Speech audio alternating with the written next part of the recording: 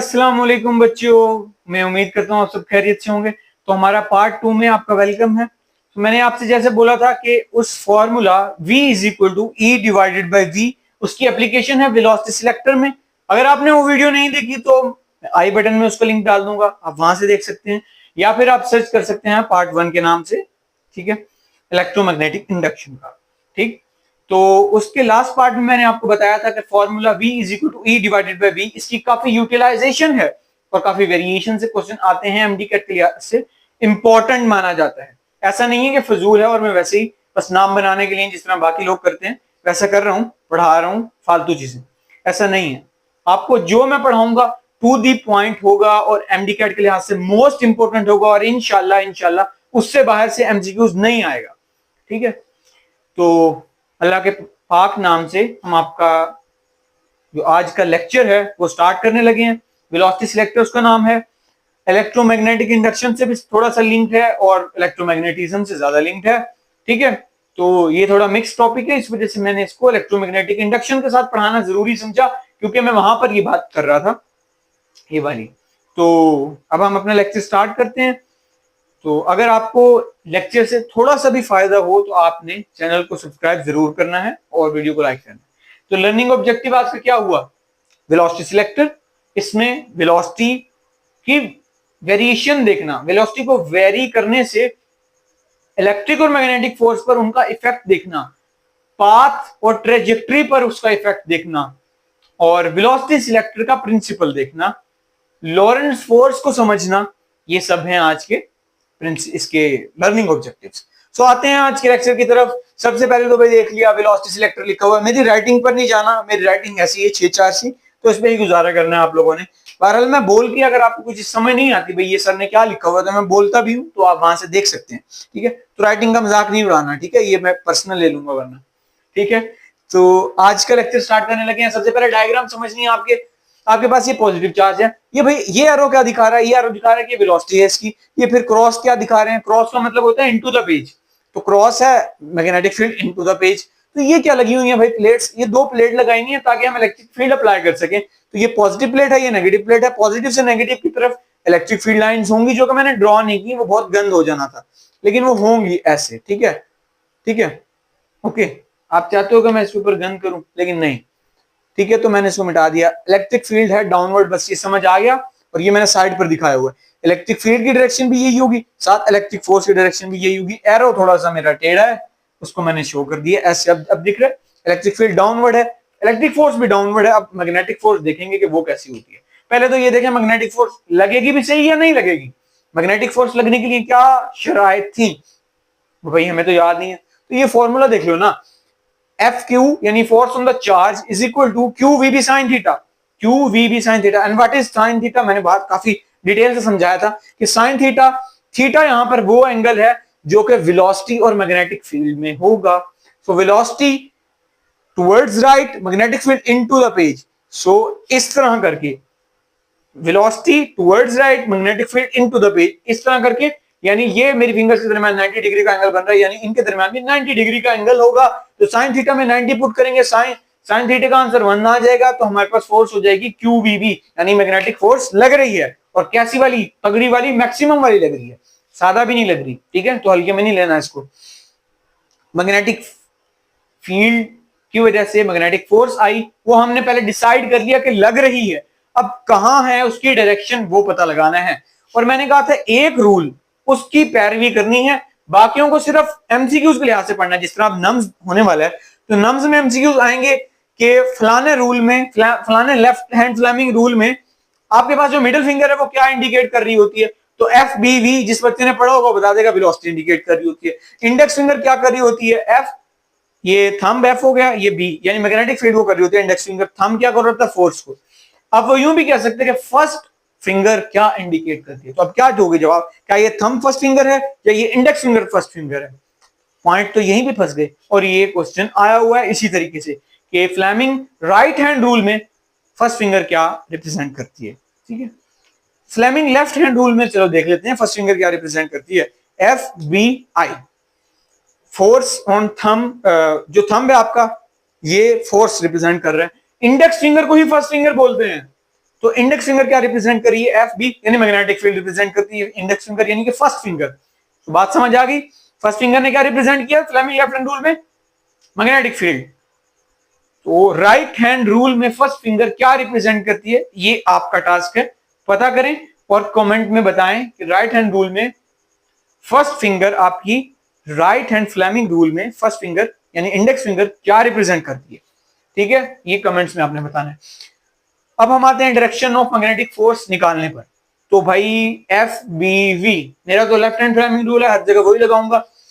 Magnetic field into the page है, velocity towards right है, तो मैग्नेटिक फोर्स अपवर्ड आ गई, यानी मैग्नेटिक फोर्स की डायरेक्शन में यहां बना देता हूं रेड से, वो आ गई अपवर्ड, और एफ बी लिख देता हूं, ये लिखा गया, हम बी लिखना है इस पर और एक एरो लगा देना है वेक्टर का।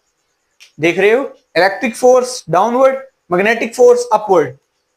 इलेक्ट्रिक और मैग्नेटिक फोर्स एक दूसरे को अपोज कर रही हैं, एक दूसरे को कैंसिल कर रही होंगी।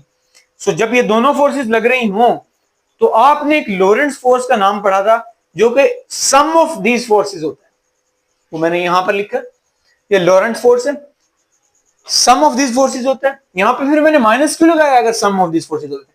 क्योंकि इस केस में ये दोनों वेक्टर्स हैं, ऑपोजिट डायरेक्शन में है, तो माइनस लगा दिया। वैसे जनरली यहां पर पॉजिटिव होता है, ठीक है, अगर ये सेम डायरेक्शन में होते तो मैं यहां पे पॉजिटिव लगाता। समझ आ गई नेगेटिव क्यों आया? डन है। अभी कहानी इतनी सादा नहीं है, कॉम्प्लेक्सिटी शुरू होती है हमारे इन तीन केसेस से। अब ये चार्ज यहां से गुजर रहा है, दो फोर्सेस लग रही हैं, इलेक्ट्रिक और मैग्नेटिक। कौन सी फोर्स स्ट्रॉन्ग है, किस फोर्स की बात मानी जाए? एक फोर्स कह रही है भाई मेरे साथ ऊपर चलो, एक फोर्स कह रही है मेरे साथ नीचे चलो, ये चार्ज कहां जाएगा? वो तीन केसेस बनते हैं, तीन पॉसिबिलिटी बनती है। हो सकता है ये चार्ज ऊपर की तरफ चला जाए, हो सकता है चार्ज नीचे आ जाए, या हो सकता है किसी की भी ना माने, अपनी मानता हुआ सीधा निकल जाए। वो तीन केसेस मैंने यही बताए। अगर इलेक्ट्रिक फोर्स ज्यादा है मैग्नेटिक, मैं ये बाद में बताऊंगा कि इनको ज्यादा कम कैसे करते हैं, वो मैंने यहां छुपाया हुआ है। इलेक्ट्रिक फोर्स ज्यादा है, अभी सिंपल समझना है, फोर्स जो ज्यादा होगी उसकी बात मानी जाएगी ना। इलेक्ट्रिक फोर्स ज्यादा है मैग्नेटिक फोर्स से, तो इलेक्ट्रिक फोर्स की बात मानी जाएगी, और ये चार्ज नीचे की तरफ मुड़ जाएगा। इस सेटअप में नीचे की तरफ मुड़ेगा। बाकी कोई और सेटअप होगा तो हो सकता है इलेक्ट्रिक फोर्स की डायरेक्शन ऊपर हो, मैग्नेटिक फोर्स की नीचे हो, तो वो ऊपर की तरफ मूव कर जाएगा। लेकिन हमारा जो सेटअप है उसमें, उस पर्टिकुलर सेटअप में वो डाउनवर्ड मूव करेगा, पॉजिटिव चार्ज। इलेक्ट्रिक फोर्स ज्यादा होगी, deflection will be along the electric field और इलेक्ट्रिक फोर्स, और इलेक्ट्रिक फोर्स हमने देखा डाउनवर्ड की, तो डाउनवर्ड उसकी डिफ्लेक्शन होगी, तो इसका पाथ ऐसे हो जाएगा डाउनवर्ड। ठीक है, ब्लैक वाले से ड्रा करते हैं क्योंकि हमारी जो इलेक्ट्रिक फोर्स है वो ब्लैक से ड्रा की हुई है ताकि आपको पता रहे। तो ये हो गया डाउनवर्ड। ठीक है, अब यहां सिंपल क्या हुआ, इलेक्ट्रिक फोर्स डोमिनेट की, जब पॉजिटिव चार्ज था नेगेटिव प्लेट की तरफ अट्रैक्ट हो गया। सिंपल बात, पॉजिटिव था नेगेटिव की तरफ अट्रैक्ट हो गया, पॉजिटिव प्लेट से रिपेल हो गया। ठीक है, तो इलेक्ट्रिक फोर्स डोमिनेटिंग थी। अब आते हैं मैग्नेटिक फोर्स ज्यादा हो गई किसी तरीके से, वो देखते हैं कैसे करते हैं, ज्यादा कैसे होती है। मैग्नेटिक फोर्स ज्यादा हो गई तो deflection will be along magnetic force. ये मैग्नेटिक फोर्स थी, कहती थी चार्ज को कि मेरे साथ ऊपर की तरफ चलो, तो ये ले जाएगी इसको ऊपर की तरफ अगर ये ज्यादा हो गई, और इसका पाथ ऐसे हो जाएगा, ऐसे। ठीक है, यानी ये पॉजिटिव प्लेट की तरफ जा रहा है। इलेक्ट्रिक फील्ड कह रही है भाई मुझसे दूर भाग, नीचे की तरफ भाग, लेकिन मैग्नेटिक फोर्स तगड़ी है, स्ट्रांग है, वो कह रही है नहीं भाई मैं इसको ऊपर ही लेकर जाऊंगी, और वो ऊपर ले गई, उसकी बात मानी गई। दो केसेस पढ़ लिए। तीसरा केस, अब ऐसा भी हो सकता है ये दोनों फोर्सेस बराबर हों और ऑपोजिट इन डायरेक्शन में तो है ही, हमने देखा ये ऊपर है ये नीचे है, दोनों वेक्टर्स ऑपोजिट हैं, इक्वल इन मैग्नीट्यूड भी अगर इनको कर दें और ऑपोजिट इन डायरेक्शन, तो हमारे पास जो लॉरेंट फोर्स थी वो जीरो हो जाएगी। ठीक है, या सिंपली यूं कर लो, ये माइनस के बराबर है तो एफ बी, ये माइनस में इधर जाके प्लस हो जाएगा, प्लस एफ ई, ऊपर इनके एरो, तो ये नल वेक्टर के बराबर आंसर आ जाएगा, और ये लॉरेंट फोर्स है। सो आपने देखा लॉरेंट फोर्स यहां जीरो हो गई, कोई डिफ्लेक्शन नहीं हुई, ये चार्ज अपनी ही मानता हुआ सीधा निकल गया इस तरह करके, सीधा सीधा गया। नो नेट फोर्स, मैग्नेटिक और इलेक्ट्रिक फोर्स दोनों कैंसिल हो चुकी हैं। सो मैंने ये बताया था न्यूटन सेकंड लॉ के according, when there is a net force there is a net acceleration. कोई कोई ऐसा चांस होता है जहां नहीं होती, तो यहां पे नेट फोर्स जीरो है, नेट एक्सेलरेशन जीरो, कोई डिफ्लेक्शन नहीं, स्ट्रेट लीनियर और ट्रेजेक्टरी हो जाएगी। सिंपल बात है। ये क्वेश्चन हम देखते हैं कहां से उठाया भाई ये क्वेश्चन आपकी एग्जांपल है पीटीपी में। अल्फा पार्टिकल्स को गुजार रहे हैं और वो ये पूछ रहा है कि मैं चाहता हूं कि ये अल्फा पार्टिकल यहां से बिल्कुल सीधा गुजर जाए, अनडेविएटेड, ना ऊपर की तरफ डिफ्लेक्ट हो ना नीचे की तरफ डिफ्लेक्ट हो। तो भाई इस तरह की अरेंजमेंट बता दो कब होगी। और हम चाहते थे कि इलेक्ट्रिक फोर्स और मैग्नेटिक फोर्स दोनों बराबर हो जाएं, तब ये हमने केस पढ़ा ना, ऑपोजिट इन डायरेक्शन तो है लेकिन इक्वल इन मैग्नीट्यूड हो जाए तो ये स्ट्रेट गुजर जाता है। सो हमारा मकसद अब ये होना चाहिए कि इसको सीधा गुजरवाना है। कैसे गुजरवाना है वो हम देख लेते हैं। ये मैंने पिछले लेक्चर में भी समझाया है कैसे ड्राइव की है, अब भी ड्राइव कर देता हूं ताकि जो नए लोग देख रहे हैं उनको पता चले। तो हम चाहते हैं सिंपली ये हो जाए कि ये हमने वेक्टर फॉर्म लिखी है इसलिए हमने नेगेटिव लगाया। तो मैं सिंपल यूं लिख सकता हूं, अगर मैं मैग्नीट्यूड लिखूं कि मेरी मैग्नेटिक फोर्स और इलेक्ट्रिक फोर्स दोनों बराबर हो जाएं, ठीक है। मैग्नेटिक फोर्स मैंने देखी थी वो कितनी थी, वो थी मेरे पास Q V B, और इलेक्ट्रिक फोर्स मुझे पता है वो होती है Q इंटू E। सो यहां से मैंने Q से Q कैंसिल किया, वेलोसिटी का फॉर्मूला निकाला तो वो है E ओवर B, यानी ये फॉर्मूला है। अगर मेरे पास इलेक्ट्रिक फील्ड और मैग्नेटिक फील्ड इनकी वैल्यूज पता हो, एक वेलोसिटी निकाल लूंगा मैं, एक वेलोसिटी की मैग्नीट्यूड फाइंड कर लूंगा।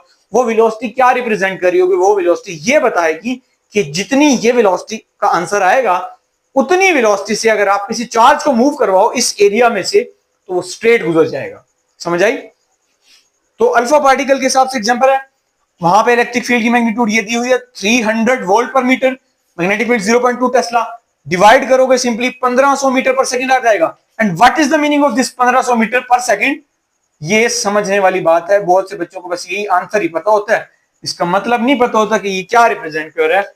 ये v जो है ये 1500 मीटर पर सेकंड, ये कह रहा है कि अगर 1500 मीटर पर सेकंड से 1500 मीटर पर सेकंड से यहां से कोई चार्ज इंटर हो तो वो चार्ज अनडिफ्लेक्टेड गुजर जाएगा, स्ट्रेट चला जाएगा लीनियर ट्रैजेक्टरी के साथ। तो यही था अल्फा पार्टिकल के हिसाब से आपकी बुक में पूछा हुआ है और यही मैंने यहां पे पूछ लिया। तो अल्फा पार्टिकल जिनकी 1500 मीटर पर सेकंड वेलोसिटी होगी वो सीधा गुजर जाएंगे। और अब जो मैं बातें कर रहा था ये वाली, ये न्यूमेरिकल सॉल्व हो गया, समझ आ गई। जिनकी वेलोसिटी इस रेशियो के बराबर होगी वो स्ट्रेट गुजरेंगे, बाकी नहीं गुजरेंगे। तो अब यहाँ पे दो पॉसिबिलिटी हैं, ऐसे चार्जेस होंगे जिनकी वेलोसिटी 1500 मीटर पूरी होगी वो तो स्ट्रेट चलेंगे, तो बाकी चार्जेस जिनकी 1500 से ज्यादा है और जिनकी 1500 से कुछ ऐसे भी होंगे जिनकी कम है, तो फिर उनके साथ क्या सलूक होगा वो देखना था। अब पॉइंट नंबर 1 से स्टार्ट करने लगे। इलेक्ट्रिक फोर्स ज्यादा थी यहां पे, है ना, और मैंने कहा था ये कैसे हो रहा है, अब बताता हूं कैसे हो रहा है। इस फॉर्मूला में देख रहे हो E ओवर B है, यानी अगर मेरी जो है ये क्या कहते हैं वेलोसिटी ये जो है ना, कुछ चार्जेस ऐसे थे जिनकी 1500 मीटर थी वो स्ट्रेट जा रहे थे, कुछ चार्जेस ऐसे होंगे जिनकी 1500 से कम होगी, जिस तरह 1300 वाले होंगे, 1400 वाले होंगे, 1200 वाले होंगे, उनके साथ क्या सलूक होगा वो बताने लगा हूं। तो जो जिनकी 1500 से इस रेशो से कम वेलोसिटी रखते थे उनके साथ क्या होने वाला है वो हम पढ़ने लगे हैं। उनके साथ होगा ये कि उनकी वेलोसिटी कम हुई। वेलोसिटी कम होने से हमने एक फॉर्मूला पढ़ा था ना फोर्स का, साइन थीटा तो साइन 91 हो गया था, तो इसको मिटा दूं मैं यहां से, सही है। तो सर आपने कहा था कि इतनी फोर्स आई थी मैग्नेटिक फोर्स, तो यहां आपने देखा कि 1500 वाला तो सीधा जा रहा था, यानी 1500 वाला जो था उसकी मैग्नेटिक और इलेक्ट्रिक फोर्स दोनों बराबर थी, इक्वल थी। अब कुछ चार्जेस ऐसे होंगे जिनकी 1500 से कम है वेलोसिटी, 1500 से कम वेलोसिटी का मतलब क्या हुआ कि उनकी मैग्नेटिक फोर्स कम हो जाएगी।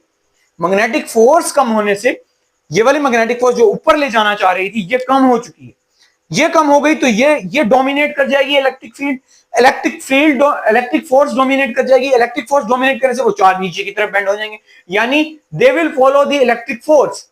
अगर ऐसे चार्जेस होंगे जिनकी 1500 से यानी रेशो से कम वेलोसिटी रखते होंगे वो मूव करेंगे अलोंग FE, क्योंकि उनकी FB मैग्नेटिक फोर्स कम हो जाएगी according to this formula. Velocity कम, मैग्नेटिक फोर्स कम, मैग्नेटिक फोर्स कम हुई तो इलेक्ट्रिक फोर्स ज्यादा नहीं हुई। ये मत समझना कि वो ज्यादा होगी, वो उतनी ही रही, क्योंकि आपने प्लेट्स वही रखी हुई हैं, इलेक्ट्रिक फील्ड वही है, इलेक्ट्रिक फोर्स उतनी की उतनी ही है, मैग्नेटिक फोर्स कम हो चुकी है। असल में जो वेरिएशन है ना वो मैग्नेटिक फोर्स में है ये उतनी की उतनी ही है, इस ये हो चुकी है कम तो ऑटोमेटिकली ये रिलेटिवली ज्यादा होगी। मतलब कि समझ लो पहले ये थी 10 और 10, अब ये हो चुकी है 9, ये हो गई है 10। सो ये 10 न्यूटन ज्यादा हो जाएगी ना इससे, तो इसकी बात मानी जाएगी। ये रही अभी भी, पहले भी 10 थी, अब भी 10 है, ये कम हुई है। समझ आ गई? जो समझाना चाह रहा था कि electric force is constant, magnetic force is decreasing, so F E will be dominating, और इसी की बात मानी जाएगी। और पॉइंट नंबर 1 मैंने जस्टिफाई कर दिया, ये तब होगा जब वेलोसिटी जो है अपनी वो E ओवर बी की रेशियो से कम हो। इंपॉर्टेंट बात नोट कर लेना साथ साथ ये वाली बात कि वेलोसिटी कम है, जिस तरह यहां पे 1500, ई और बी का जवाब था 1500 से कम है, यानी ई और बी की रेशियो से कम है। ये तो एक एग्जांपल है ना, जनरल बात तो ये करेंगे कि ई ओवर बी से वेलोसिटी कम है तो ये डोमिनेट करेगी और ये वीक हो जाएगी। अब आते हैं अगली बात कि वेलोसिटी 1500 से ज्यादा है, समझ लो 1600 थी, 1700 थी, तो क्या होगा, वेलोसिटी जब ज्यादा हो जाएगी मैग्नेटिक फोर्स ज्यादा हो जाएगी। पहले इलेक्ट्रिक और magnetic force equal in magnitude, opposite in direction थी, अब वेलोसिटी बढ़ गई, मैग्नेटिक फोर्स बढ़ गई। मैग्नेटिक फोर्स के बढ़ने का इफेक्ट ये होगा कि मैग्नेटिक फोर्स डोमिनेट कर जाएगी, इलेक्ट्रिक फोर्स कम हुई नहीं, electric force is constant, but ये बढ़ चुकी है, अब ये बढ़ गई तो ये इसको ऊपर ले जाएगी, मैग्नेटिक फोर्स डोमिनेट हो जाएगी, उसकी बात मानी जाएगी। और ये पोस्टुलेट आ जाएगा कि मैग्नेटिक फोर्स इज डोमिनेट क्योंकि वेलोसिटी इज ग्रेटर देन, यहां पे लिखते हैं वेलोसिटी इज, अब यूं हो जाएगा velocity is greater than E over B. E over B के बराबर होती तो straight line, E over B के बराबर होती तो स्ट्रेट लाइन, ठीक है, ये स्ट्रेट लाइन वाले में ये आ गया। अगर ज्यादा हुई ई ओवर बी से तो मैग्नेटिक फोर्स की बात, अगर कम हुई हो ई ओवर बी से तो इलेक्ट्रिक फोर्स डोमिनेट करेगी। समझ आ गया? ये था वेलोसिटी चेंज करने का इफेक्ट चार्ज की ट्रेजेक्टरी पर, उसके पाथ पर, ठीक है। और यही प्रिंसिपल वेलोसिटी सिलेक्टर का। क्वेश्चन यूं ज्यादातर पूछा जाएगा कि कौन सा चार्ज अनडिफ्लेक्टेड जाएगा जिसकी ई ओवर बी के बराबर वेलोसिटी होगी। E over B, E divided by B actually है क्या, ये वेलोसिटी है। इसके यूनिट्स भी पूछे जाते हैं, डायमेंशन भी पूछी जाती है, क्योंकि बच्चे समझते हैं E over B electric field over magnetic field, ये उनके माइंड में होता नहीं कि ये वेलोसिटी ही है, उसी का रिप्रेजेंटेशन है। और वो कैसे आई, ऐसे आई। सो इसका यूनिट है मीटर पर सेकेंड, क्योंकि पता है वेलोसिटी यूनिट होता है। सो ये इसकी थी ओवरऑल कहानी with one example and 3 cases. और उन केसेस में वेलोसिटी का इफेक्ट में बच्चे गलती करते हैं, वो ये समझते हैं कि इलेक्ट्रिक फोर्स पर इफेक्ट पड़ रहा है, इलेक्ट्रिक फोर्स पर नहीं पड़ रहा, मैग्नेटिक फोर्स पर इफेक्ट पड़ रहा है। और वो हमने देखा कि जब वेलोसिटी ज्यादा होती है तो मैग्नेटिक स्ट्रांग हो जाती है, जिससे उसकी बात मानी जाती है, और जब वेलोसिटी कम होती है, मैग्नेटिक फोर्स कम हो जाती है तो वो वीक हो जाती है, और इलेक्ट्रिक फोर्स रिलेटिवली स्ट्रांग होती है, लेकिन उतनी ही वैल्यू रखती होती है जितनी पहले थी, बदलती नहीं है उसकी वैल्यू, तो उसकी बात मानी जाती है। डन हो गया? अब ये 2 सवाल का जवाब दे देते हैं। If V is greater then E over B तो क्या होगा भाई, एफ बी जो है वो डोमिनेट कर, F B will be greater than F E, और V is less than E over B तो क्या होगा, F B will be less than F E. F E दोनों जगह पे सेम है, कांस्टेंट है, बदली नहीं है।